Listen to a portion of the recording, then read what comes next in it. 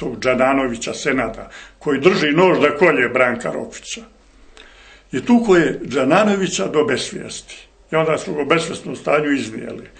I tad je rekao, nećemo više Đananović dolaziti. I onda je sjeo na tu stolicu koju su mu donijeli njegovi pomoćnici i rekao je glasno da svi dobro čujemo, dobra večer drugovi. Mi smo svi šutjeli, niko ništa ne odgovara, čeka svak nož. On kaže ovako, stisnuo šaku i digao ju uviz. Kaže, drugovi, ja ovo nisam naredio. Ovo je naredio Alija Izetbegović, jebem u balinsku majku.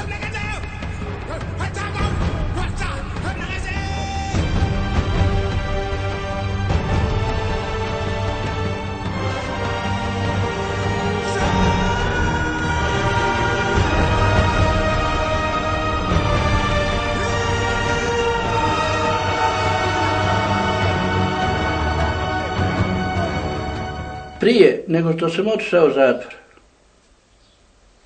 ja sam znao, pošto sam na Čengić vili, znao sam često da izađem iza zgrada, idem pješke dole do mosta, do radio televizije i tamo sam mojim rođenim očima vidio sa mojim kumom da je Miljacka bila puna leševa.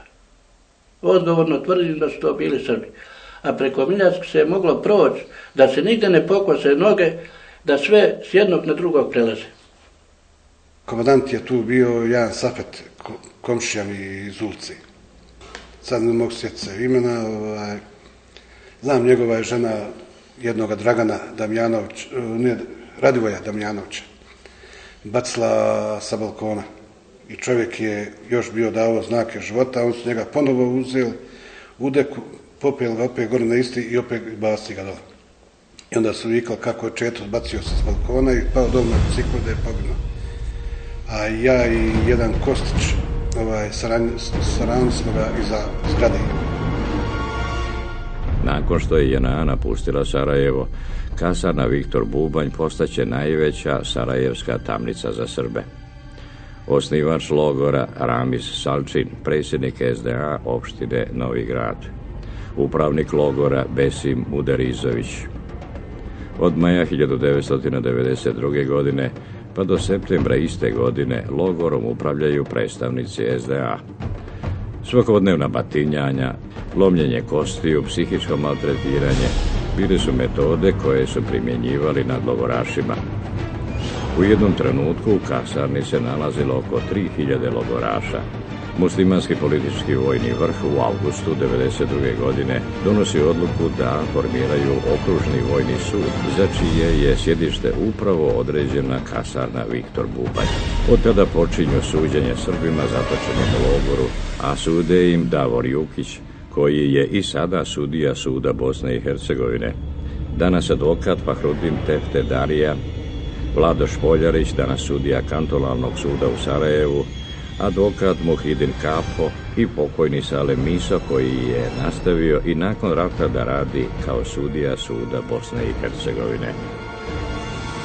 I oni su mene tu maltretirali, tukli, tražili neke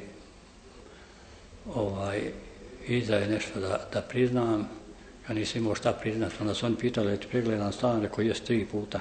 Kada dajte nama ključeve da im pogledam za svaki slučaj još jedno. I otišli su, bili jedno 20 minuta, možda pola sata njih dvojica i dođu nose bombu, nose neke literaturi. Oni su našli neke bombe kod mene, međutim ja smatram da to nisu moje bombe, nego da su to oni podmetnuli. I ja sam priznao da su moje, jer ne možeš, on te bije, moraš da kažeš da su tvoje. Od batina. Mene su ispitivali negdje 1. ili 5. sad ne znam tačno taj datum koji je bio, jer vi izgubite orijentaciju i vremena i datuma, nešto drugo. Ispitivali su nas gore da ponovo priznam taj detalj na kojem su me optužili. Čovjeka koji je bio preko mene preko puta mene uopšte nisam vidjela zato što mi je bilo upereno svjetlo u oči. Jer vi kad uđete, direktno vas stave i uperi svjetlo. I on je me rekao, zašto ne priznaš kad znam da jesi? Ja kažem, nisam. Kaže, tad mi je osobo pravoslavnu majku i rekao, vodi ovo govno dole po Novućeliju. 12 plus 4 mjeseca, to znači 16 mjeseci sam osuđen. U tome hodniku sam dobio strašne batine, su mi rekli da bi je porodica sva na palama i da su otišli kod Karadžića. Ja Karadžića nisam nikad očima vidio, ali eto, to je tako. A ženu su mu optužili kao da je snajperista. A moja žena zna samo da barata sa okladijom.